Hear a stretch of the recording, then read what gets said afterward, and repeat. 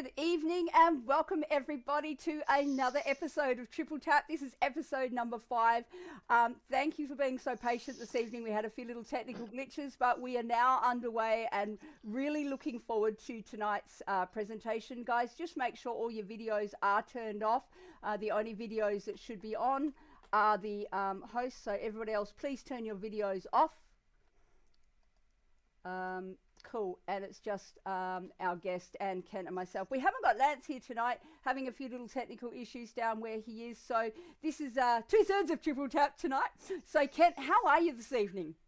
Well, I think we'll have to call it double tap because it's just the two of us here. But we can make it triple tap because Aaron's here. That'll do. Excellent. Ainsley, Ainsley, I've had a fantastic week. There's been a lot of really good work getting done. Quite a few of the other freedom, I don't want to use the word freedom fighters because we're not fighters, but those people who are heavily engaged in working for freedom in this nation, freedom workers, there you go. A lot of the other freedom workers are discovering so many things that our government is doing. One of the more sickening ones is that in Queensland, Premier Palaszczuk has signed off on the aerial spraying of a cholera vaccine. So they're going to be testing spraying cholera vaccine into the air. Now, this is highly interesting to me because cholera is caught on contact. You touch something, put it up to your mouth, you drink something, you swim in water that's got cholera in it. And I'm not sure if you're aware, I'm completely aware that cholera is not really a problem in Queensland. Okay, it's the old story: who saved more lives of people, doctors or plumbers? And the answer, hands down, is plumbers, because hygiene is massively important in keeping human beings safe, right? And so why our Premier would be spraying cholera vaccine over everyone, and how do you give informed consent for that? So a big thumbs up to the freedom workers who are presenting this information to Australia. I'm extremely concerned about that one, and we'll be making that a subject of investigation coming up in the future, because that's something that Australia needs to know about. But look, a fantastic week learning about all those sorts of things. As you've said, Lance is not here tonight. He's not in this meeting with us. He's involved in a meeting with some of our very important First Nations people who are working in the background to further the work of freedom in Australia.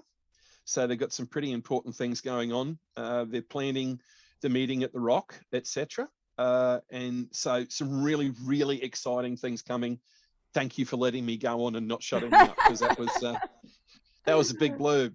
Well, we've got an exciting night tonight, Ken. I'd like to introduce our very special guest this evening, because our guest tonight is an industrial engine sales specialist for fuel and gas engines. He's trained and traveled throughout North America implementing low emission combustion engines, and he's now working for a company called Exhaust Control Industries, which is an Australian owned company. Now, Exhaust Control Industries has been protecting our environment since 1982, and they've been developing some innovative pollution and noise control technology for over 30 years. They're designed using world-class engineering and CAD facilities, and their products are not only manufactured in Australia, but they are 100% Australian-owned company.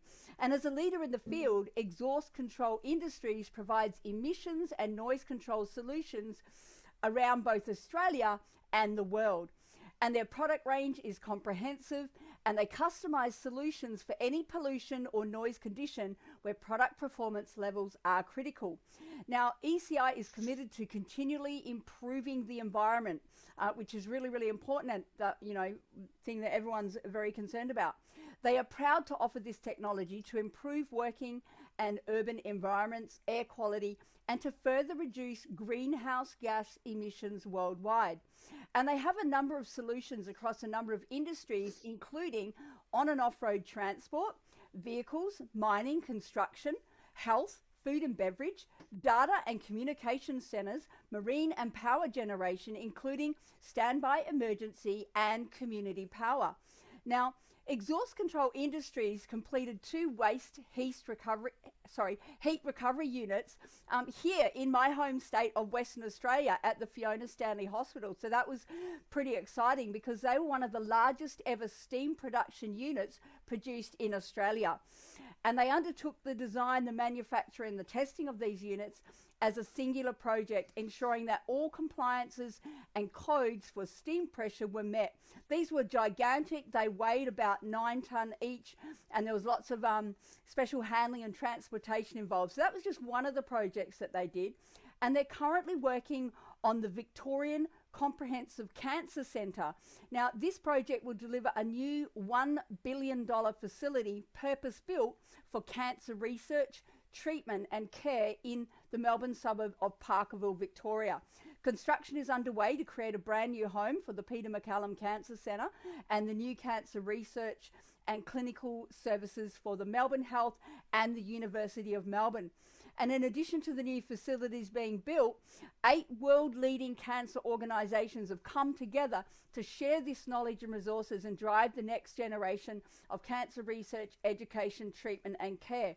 So ladies and gentlemen, without further ado, we'd like to welcome Aaron Fontana to the call this evening to share a bit more about ECI, what they're currently doing, especially in the area of data centres, which are in all major capital cities, the emissions technology, rear diesel and gas engines, and of course the selective catalyst NOx reduction. Hopefully I got that right, Aaron. I know you have a wealth of knowledge in this area, and I know you're going to make some significant changes here in Australia. So Aaron, welcome to the call.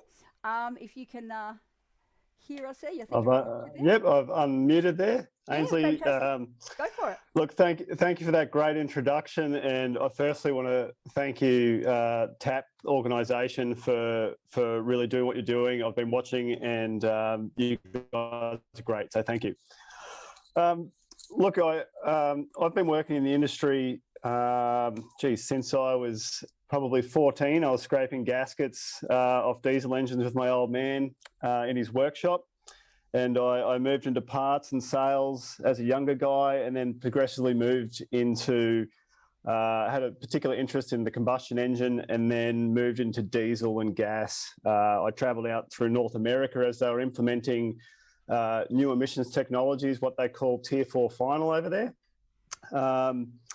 I ran a dealer network, and as a distributor worked with OEMs to implement this technology into equipment. And I had some visa issues over there, and then I had to move back over to Australia. But look, I managed to bring some great knowledge back with me, and I'm very proud to be working with an Australian organisation that really does look after me, and we do some good work out in the field. So I did want to just spend some time talking to you about a project that we have in South Australia. I'm not sure if I can share screen with you. Is that something I can do? Yeah, just let me jet. I can probably just give you sharing facilities there. So, yep, take it away. See if you can share now. Yeah, so there we go. Okay, can you see my screen there? It's showing us Zoom. Cool. It's not showing us the document. No, well, I'll just show you. So this is a marketing video that we put up. So there are a lot of, every major building in the city has one of these. Okay, and what is it? I don't know if we're going to see that at the moment, Aaron. We're not seeing your share screen. I am.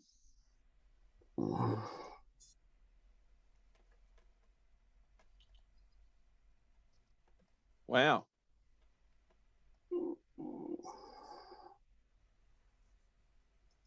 No, there's no sound coming through at all.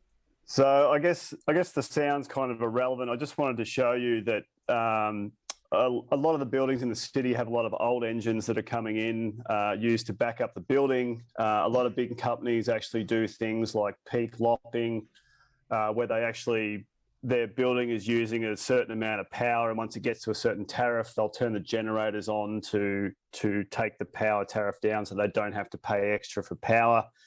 And there are also a lot of other big companies out there. I won't name any, but they export it onto the grid. And if there's a high demand for power, they can get something like $14,000 per kilowatt hour in some cases. So they'll switch those on, feed that back into the grid and get paid. I know of one customer that made $100,000 an hour after running costs. So the problem, which is fine, but the problem I find with this is that they're these sort of engines that don't have any emissions treatment on them. We've been working with governments to try and push them to at least put a DPF filter on there, which would capture the soot at least, so that it wouldn't go up into the atmosphere, as you can see there. As you know, everyone's talking about, some power shortages and stuff like that at the moment. And if all these were to turn on inside a major city, I wouldn't want to be around there breathing the fumes. We can cover the data center stuff a bit later. But look, guys, if you have any questions, please ask me. But I just wanted to move this over quickly to this little project that we've done. So this is a CO2 generator. We're not So seeing we anything, can't. Aaron. We're not seeing anything on the screen at all. Oh, you can't see the screen? No. I actually do. I see a screen, so I'm not sure what's happening at your end, or Ainsley. Okay. Perhaps I'll Keep going, Willie. That's all right. Sorry, Aaron. That's okay. That's all right. So can you see the Eco2 Pro NOx reduction for greenhouse written at the top there, guys? Yeah, mate. We can see the picture of the engine. Yep. Yep, great. So you can see inside there's a 40-foot shipping container in there that's got a 1.5 megawatt gas-powered engine. On top there in white, just over here is the radiator for it. But over here we have a NOx reduction chamber that has the gases from the generator going into it. Now, there's a few things to note with this this particular project. Is it's actually taking water from a sewage treatment plant that's being treated to feed what is it, 100 and don't quote me on this, but I believe it's over 100,000 square meters of hothouse, and they use the water from the sewage treatment plant to go into the hydroponic system. Now, the thing is with the hydroponic system is obviously it's got some controls in there to maintain the nutrient levels inside the water. But what our system does is it uses the heat from the engine. So we are basically using a CHP system, which is combined heat and power. And then we transfer the heat from the engine to keep the water warm for the hydroponic system. Now, during the colder months, it obviously gets pretty cold in the hothouse as well. So we managed to capture the heat from the engine again, and then feed that into the hothouse and run hot pipes through there to keep heat inside the hothouse. So we're utilising as much of the engine's heat as well as we also produce power. In this case, there's actually two of these units where we're producing 3 megawatts of power. Originally, they were exporting back onto the grid, but as the site's grown, they basically take they're actually now got grid power coming in, but it's very minimal because this unit produces enough power to feed most of the site. Aaron, if I can squeeze a question in there, mate. Yeah, sure. The unit we're looking at here, this is a power generator. So that is inside the container is a generator, which is in this section here. So it's generating electricity. Yep. And basically, it's a clever generator in that it reduces the amount of noxious gases going into the environment, and you also utilize the heat in other productive ways. Correct. So this side of it here is all the stuff you can see here in grey. Yep. That is the smart side of it. Right. So this little blue valve here, which is number 7, that's once we pass all the gases through the generator here. Now, keep in mind, we can run this off natural gas, diesel, or methane. You know, we've got generators running out here in Werribee that are, I've often thought if we manage to tap that they're already producing power off the methane as a base power load. There's no reason you couldn't run a hothouse down the road, run the power down there and set up a hothouse. So in an application where you had a dump that was useless and it was producing methane, you might as well capture that methane and run it in through an engine, clean the exhaust gas. Because what we end up doing is once we run it through this system, we have special sensors in there that will monitor whether anything gets through. So there's things like the main thing's nitrous oxide, CO, which is carbon monoxide, which is basically one carbon molecule with one oxygen molecule. But as soon as you put a second molecule on it, it turns into carbon dioxide. So basically, there's some threshold limits in there where it's 1 part per million, where we allow 1 part per million. So if you can imagine a square meter of little molecules, there's 1 part per million molecules that we allow to pass through. So the sophistication of the monitoring system that we have is paramount. And this valve on here, if it picks up on any levels or a sensor bugs out or anything, that'll shut off. It just shuts everything down, so it protects the crop. So if I can squeeze a couple of more base level questions in there so that I understand. Yep. First of all, give me an application for this engine, a typical place where this generator would be used. Are we talking like, you mentioned crops there? And also, how much more efficient is this and how much cleaner is this? Some percentages of how much more efficient, how much cleaner this is compared to those old diesel engines that people are kicking in when their buildings are getting over the tariff rate and they want to save money. So like, let's say a hospital is using too much electricity at peak hour. It kicks on its generators. How much more efficient is this than those old engines? So efficiency is a strange word in this application because help us understand as simply as you can. As simply as we can. So efficiency as in we're using heat from the radiator rather than just pushing it out through a fan. We're actually utilizing that energy. So in this application, if you were setting up a hothouse to grow plants, you would need to bring in a boiler. You'd need to bring in, if you're off-site, then you'd need to run a power cable or power lines out to where you are. In this case, they eventually done that because the demand and the size of the hothouse got bigger as he started making more profit and he needed more power. So he was able to afford to do it. So if you had an existing generator there, you could do it with this. However, because they're so old, you've got some issues there where you'd probably need to scrub a lot of that black soot before it comes through this. So this would be, when you're purchasing an engine, you'll get an emissions rating on the engine. A lot of the newer engines that are coming out these days are a lot cleaner than the older ones. So it depends on what you have on site, you know. Okay, all right. Well, hang on. Let me ask a question. Old engines are bad. This new engine is good. Okay, that's very simple. So, is this twice as good? Is it twice as clean? This is the Rolls Royce of our products that we have. So this is, if to put it in global warming terms, it's because of the application, it's carbon negative because you're actually pumping CO2 into a hothouse. So it's the cleanest of clean as you're going to get out of a combustion engine. So because Wow. you're pumping CO2 into a hothouse, the plants soak up the CO2, and what do the plants produce?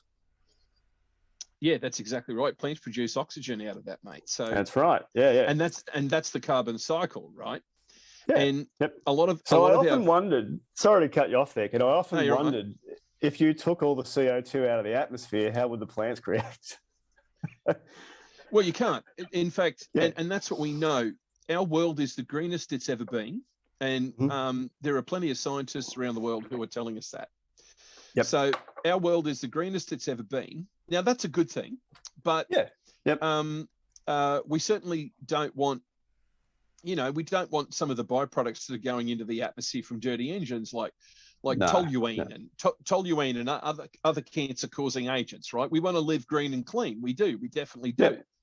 But the problem we've got is that we have and now I'm going to give you what I've been led to believe. I'm going to tell you what I've been led to believe through conversations with scientists from across the world, from America, Australia, New Zealand, the UK, first world countries, credible scientists who are telling us that our governments are getting it so wrong. For instance, everyone in Queensland just about thinks that solar panels are clean and green. And I would argue where that cobalt comes from, and the graphite and everything that comes out of the ground, and how much processing power you would need to create a solar panel. And look, perhaps it is part of the answer, but no, it's not. It's not. They are not part of the answer at this point in time. Should we be researching them? Yes, we should be researching them, but selling them around the world as a viable technology, no. They produce. It costs more, and the power is dirtier than standard power stations. And the same with electric cars, right? Electric cars produce more CO2 into the atmosphere than standard diesel and petrol cars. So that there's no gain. And then we can throw the ethics in of how it's all mined, and children in Africa mining, by hand, the components that people need for the batteries for their smartphones and their cars. So things like this, where they're basically carbon negative, can help us clean our planet. We could start to tap into the oil reserves in Australia. And Australia's got enough oil to power the world for the next 100 years. What you're showing me here is very exciting. Look, and there's another side company that we run, which is it's a competitor to fracking. It's vertical and horizontal drilling with water jets. So basically, once we find a coal seam, we can drill along that coal seam, and then once we've got a nice smooth run across there, we can run multiple jets below and up and above. And look, I think it'd need to be looked at. I'm not a big fan of fracking, basically because because the way that they do it at the moment is if you crack that water table, you've got gas coming out through the water table, and it's not really good for anybody. But you essentially ruin the water table forever. Yeah, and a lot of guys have been using this. So there's a couple of projects that they've done with it, and before they go in to do coal mining, it's probably not a bad way to do it because the gas will eventually run out. But at least if you can tap it, and take the gas out of it, and then you don't waste it when you're going in to do the coal mining. So that's another side of it. Look, we've got this thing running. We've actually partnered with a company in Europe where we've sort of developed this technology. So we basically build as much of the stuff as we can here, but we're using a lot of their technology, and they've got like 2,000 of these running over there, and we've only got 2 units running with one customer. And the feedback that we're getting from the customer at the moment is he's paid the unit off within 8 months. Wow. So it's pretty much a no-brainer. Now, I'm just curious, mate. if this technology is so good, because the governments of Australia would certainly want to put Australia first with this, surely. So I'm just wondering what sort of colossal assistance the government must be so excited, because the science is here for this, it's work. They must be so happy. They must be supporting you guys. Ken, I've reached out to them a few times. Agricultural departments, federal governments, state, Liberal, Labor. I actually spoke at a climate change rally and talked to them about this, and then also talked to them about the hydrogen power plant. The hydrogen, do you know about the hydrogen, coal to hydrogen they've done in the Latrobe Valley? No, please enlighten us. Yeah, sure. So down in Latrobe Valley, they shut down the power plant down there, and they've since decided to turn that coal into hydrogen. So we actually have a hydrogen development team as well. So I talked to the guys over there about this, and I've got some articles there that I could send over to you afterwards if you like. But basically, from every 160 tonnes of coal that is used to produce hydrogen, they get 30 tonnes of hydrogen and 100 tonnes of CO2. So what they do with that hydrogen is they truck it over from Latrobe, and then they send it over to Hastings in Victoria, where they compress it down to minus 253 degrees. Then they put it on a ship. So that ship is owned by Kawasaki Heavy Industries, where it then goes over to Japan. When that ship comes back, it needs to be filled full of water to keep the ship ballast on the way back over. So there's obviously an environmental impact statement that needs to be watched as the ship comes back in. And who would you think would be overseeing that environmental impact statement? Well, surely that would be open to the public, and it would be well documented, and surely the Australian government would be looking at that and making sure it meets our Environmental Protection Act codes and those things. Yeah, that'd be pretty good with a logical thought you've got there, Ken. But it's actually done by Kawasaki Heavy Industries. Right, of course. Of course. So, look, there's been a lot of stuff in the paper about it and everything like that. I sort of brought this up at the climate change meeting. I was helping out an independent candidate down in Dunkley.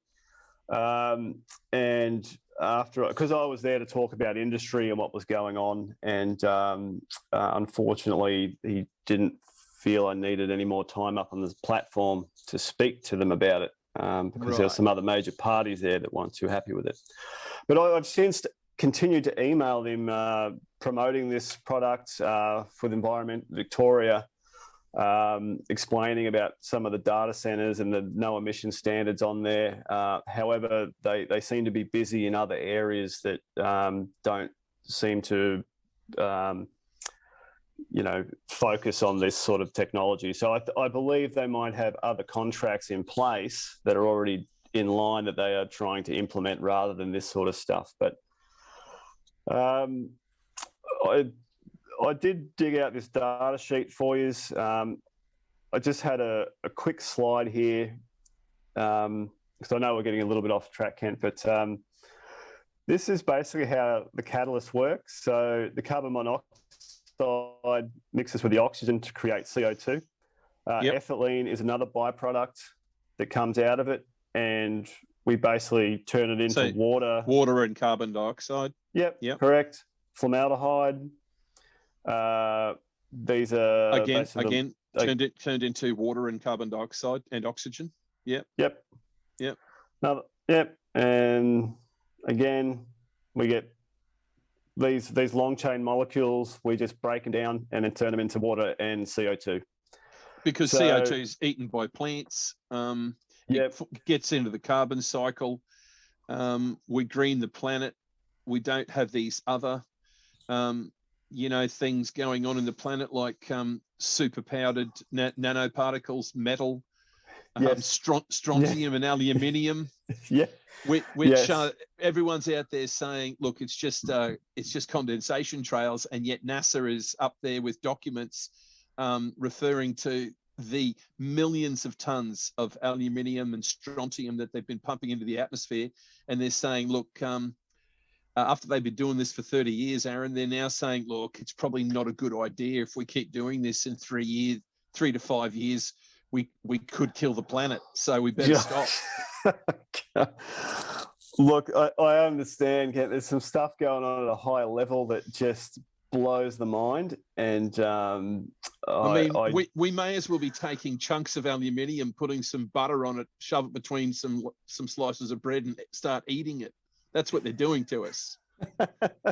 And before what you said about Kawasaki Heavy Industries policing their own environmental impact with bringing water from Japan to Australia, it's kind of like coming across a raping murderist, getting a complaint from the public about saying, "Hey, this person is a murdering rapist," and it turns out to be the judge.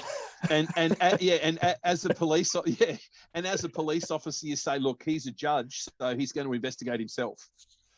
He's innocent. Yeah, I know. Well, the funny thing is about a lot of this stuff that I'm showing you is it's not new technology.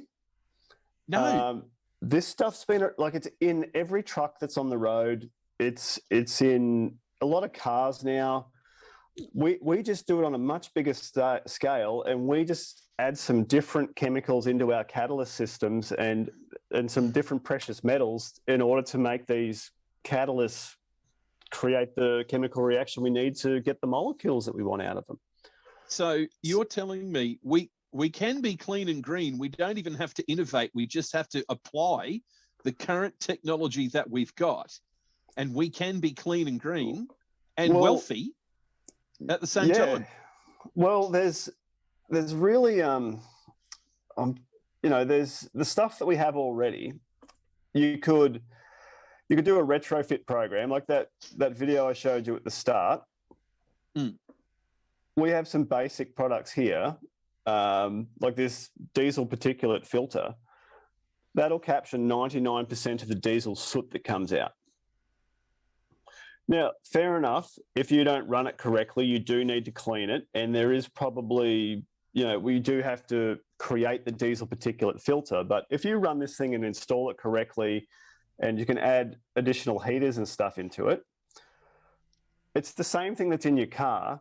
It's just some of the technology we have is a bit better than the stuff that's in your car, and it can be scalable, So this diesel particulate filter, if you put that on the dirty engine, it'll capture 99% of particulate matter. And if you did have a power outage or a fire or something like that, it'll continue to run. Look, we're finding with New South Wales is they're actually starting to implement a lot of this stuff. If you're doing a lot of this stuff in the United States, I've actually been talking with some guys throughout the United States recently because there's only one competitor over there for this sort of stuff. You can do a pretty good job just so you wouldn't have to transition right out of diesel and gas straight away. You could use something like this with the old technology. Once the asset becomes invalid to continue to service, okay, cool, you bring a cleaner engine in, and a lot of the newer engines have a lot of this stuff on there already. Yeah. Yep. So, it's pretty much, it's there. As I said to you, our biggest clients at the moment are in Indonesia. Really? Yep. So a country that has a genuine concern for its for clean air and wants to clean its air up, yes. Whereas it appears that the leadership of our nation is just interested in filling their own hip pockets as quickly as they can, almost from whatever source they can. Look, you said that, Kent, not me. Yeah. All right. So, you'll notice I used the word "it's almost as if," right? It's almost as if. It's very strange. It's almost very strange. As if. Because the data centers that we do work with at the moment, they're all your big guys. You know who they are. Yeah. just within a 5K radius of Sydney, there's 2,000 megawatts of backup diesel generators within a 5K radius of the Sydney CBD. Wow. And they don't have any of these emission treatments, because you could imagine they just bring in low emission engines that are very cheap to back it up. And, you know, these things can run up to 200 hours a year, and a tier 1 emission engine would, without any emission treatment, running for 200 hours is equivalent to over 100,000 cars doing 10,000 kilometers. Yeah, it's huge. Absolutely, it's gigantic.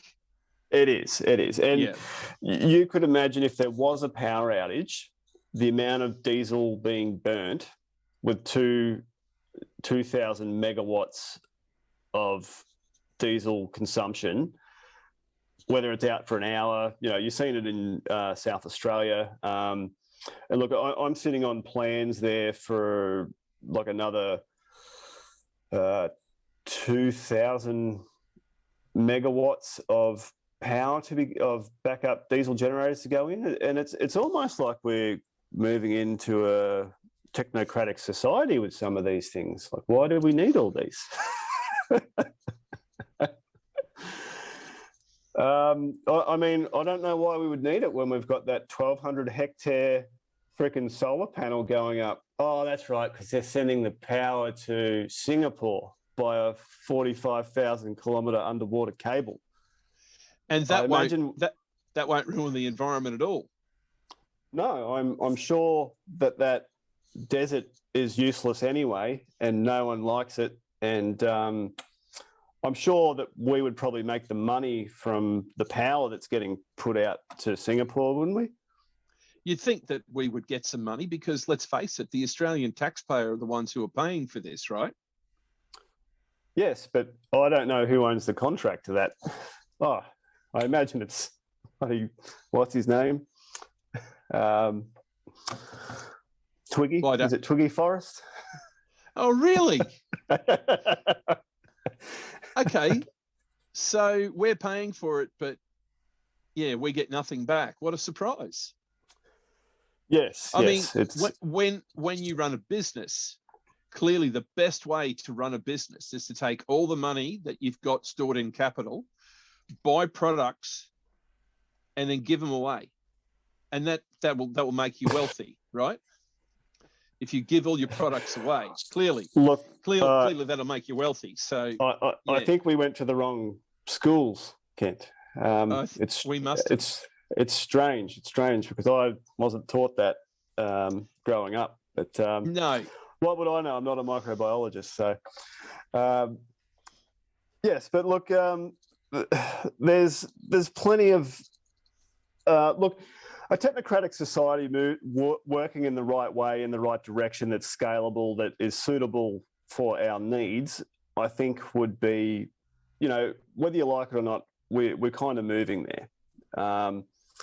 But I guess that discussion needs to be had on what's acceptable. And, like, to be honest with you, I don't need data from 2004 Facebook conversations that remind me of ex-girlfriends. So, you know, I think that discussion needs to be had. I don't know what they're recording in these sort of data centers, but I assume that judging by the article that came out in Victoria about Daniel Andrews' Big Brother system, it could potentially be used to monitor us to make sure that we are behaving well. Well, I can guarantee you, Aaron, I do behave well. I have a very good moral code, and yes.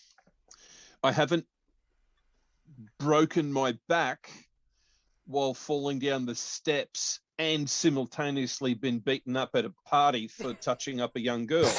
Now, I don't know who that was. Okay, and I'm not saying who that was. Oh, but look, I heard some rumours around that too. So, right. and I'm sure they're not true. Oh, obviously they're not true. Obviously they're not true. Which part is not true is the thing. That's correct. Okay. So what we're looking at here is Australia has very real economically viable solutions to reducing carbon emissions and cleaning our environment per capita way beyond what would be required at this point in time. And that's without any innovation whatsoever. Now, I've had a little chat with a friend of mine who has begged me not to release his name on this show. He holds 2 master's degrees. One of them is in mining engineering, and the other one is in electrical engineering. So he's a double degree engineer major, and he works with a team of mechanical engineers as well. Now, the latest thing they're looking at is being able to drill a hole for geothermal energy, use some of Australia's steel. You might imagine we've got quite a bit, okay?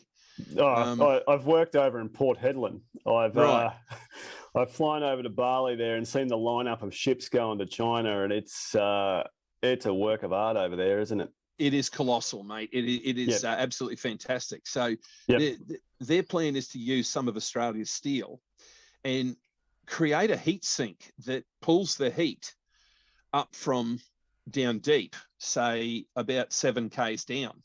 So it brings the heat up to a workable depth, and that heat transfer, that heat stays in the earth in that solid steel core, right? Okay. So they conduct that heat up to the surface at a workable depth where they can use that heat to superheat water that's in a sealed system.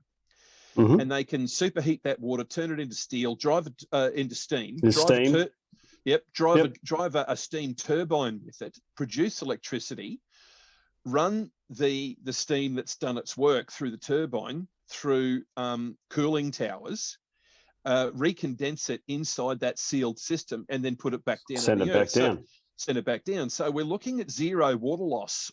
Okay. Yep. We're looking at heat supplied from the earth to boil water.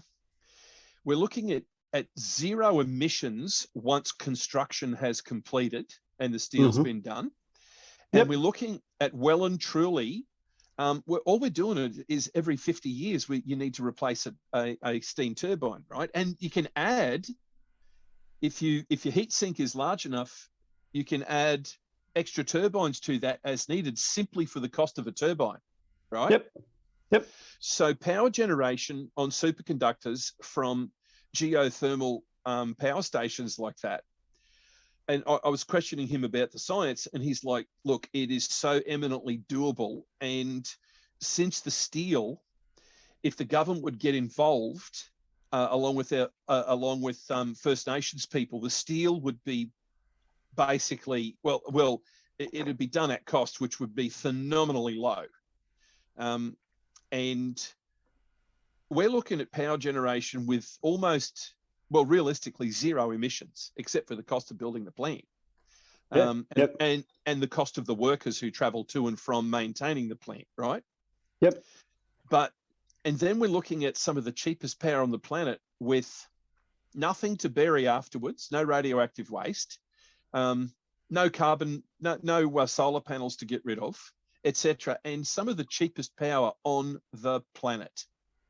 And now, these are small innovations, and they can't even get a discussion with anyone in government because the government is going off of a report that they botched over 30 years ago saying that geothermal power is not viable in this country.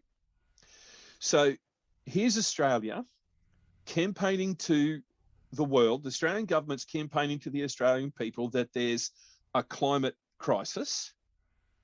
They're telling us we got to be clean and green. They're telling all the kids in primary school, you got to be clean and green. This is what you do. And yet they are supporting infrastructure and business practices, which are the dirtiest on the planet, and selling it to us as the greenest.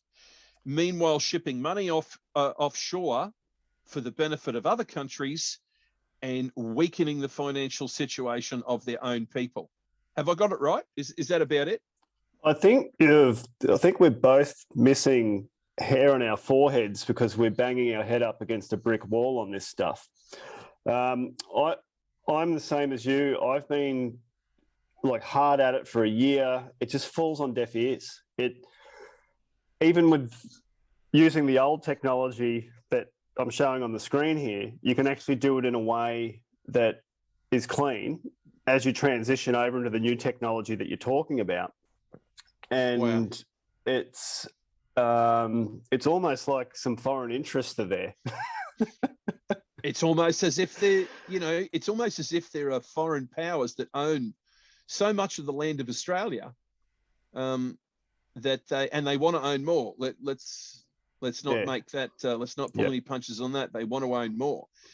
Aaron, I'm curious. Have you heard of the work of a brilliant scientist and economist called Bjorn Lomborg? I've heard the name, but I haven't read too much about him. So I'm happy to hear any. I'll just give you something, okay, from him. From Bjorn Lomborg won the Nobel Peace Prize for handling climate change, the best economic plan for handling climate change. And here's something, and this will blow your mind. Is he still alive?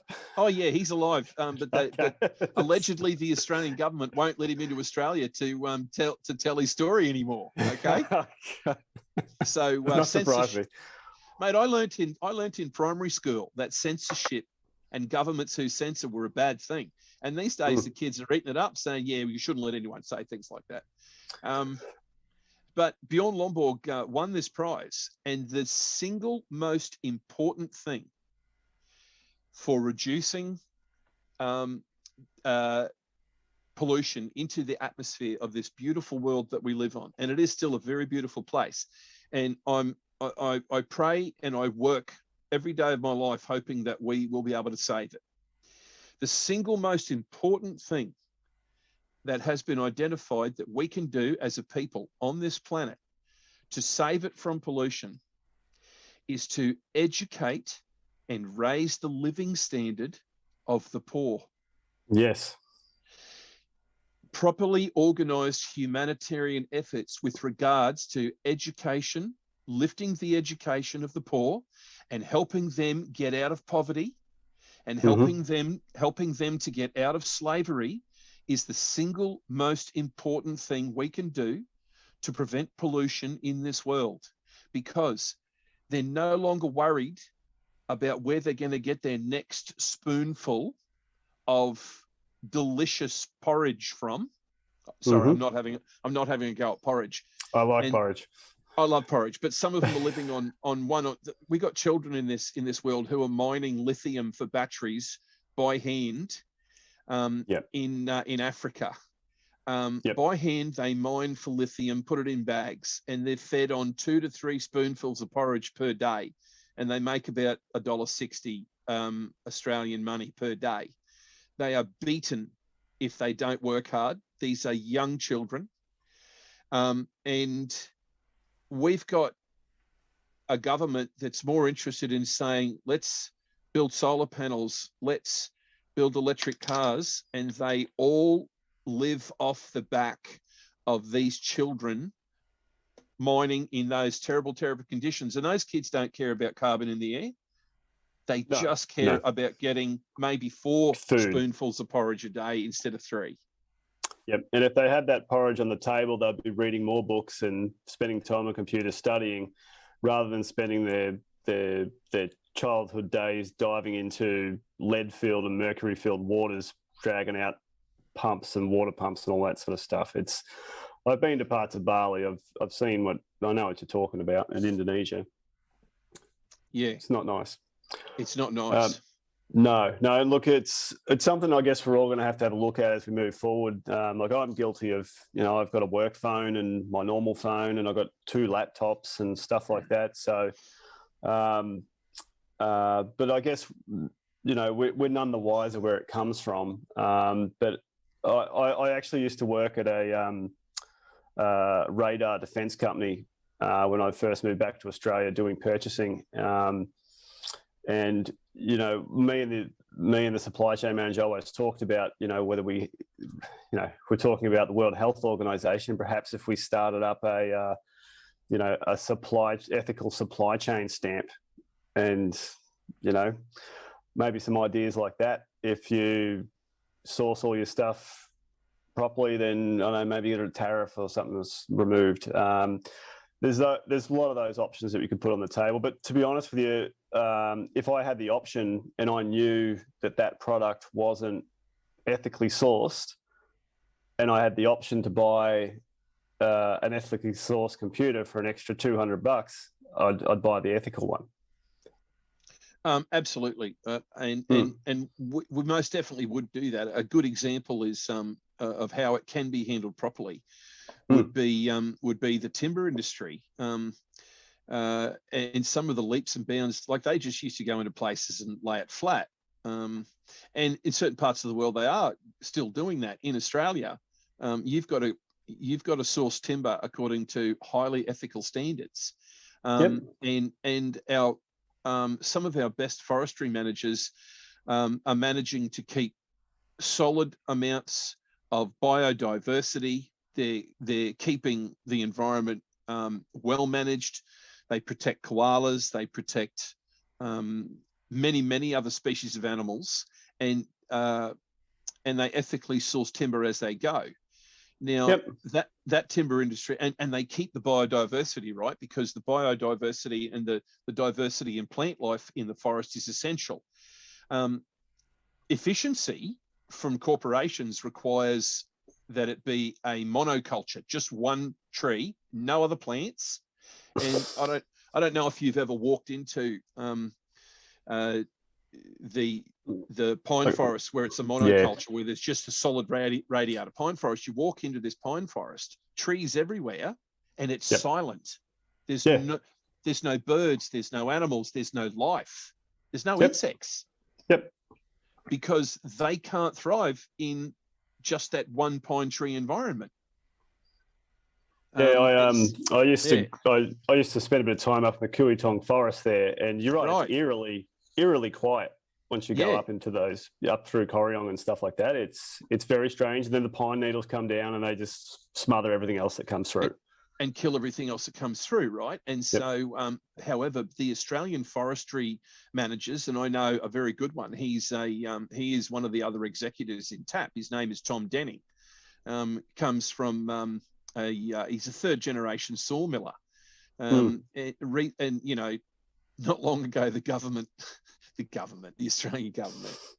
Anyway, the Australian government came out with came out with this idea. Well, it's going to be the Australian government, because I'm going to tell you a story about blue gums, right? So they came out with this idea to grow blue gum forests everywhere, and all the farmers were going to get rich, and they'd solve all the problems with carbon in the air, and everyone would get carbon tax credits and all this stuff. And the men like Tom Denning said to him, you're all smoking a billy. You're all high as a kite. It won't work. You've got to have biodiversity. And what you guys are saying is not right. And they laughed at him. They absolutely laughed at him. Anyway, over the next 3 years, 30% of those blue gum forests died. Insects got in, ate them exactly what he told them would happen. Plagues of insects came in, no biodiversity, no plant diversity, no nothing. And nearly all the farmers have plowed those plantations back in. They just don't work. Ken, I'm interested to know how many regulatory bodies are overseeing that sort of area.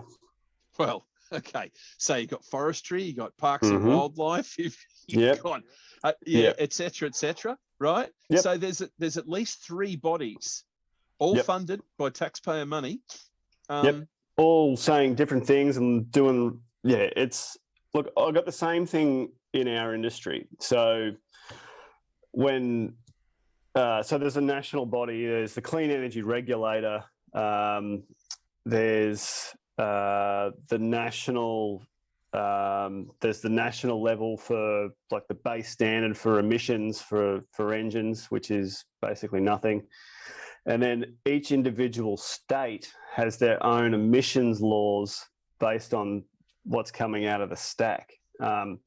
Look, and mind you, they do focus on other areas that are good and, you know, fluoride hydrocarbons and really bad stuff. But in the particular industry I'm in, they're all different and they've all got different laws, and I've got to read every single one of them. And every time I read one, I forget the other one, and I forget which state I'm in.